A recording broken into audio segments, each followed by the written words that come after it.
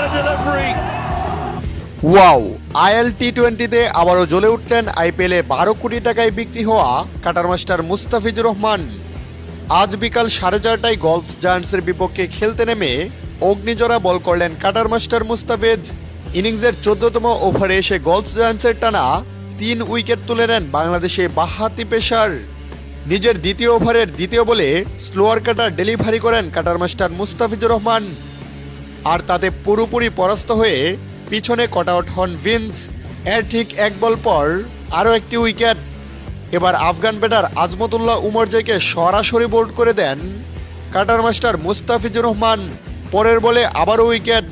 এবার নিজের পঞ্চম বলটিতে স্লোয়ার কাটার ডেলিভারি করে গলফ ব্যাটার ভিক্সনকে সরাসরি বোল্ড করে দেন বাংলাদেশি বাঁহাতি পেসার।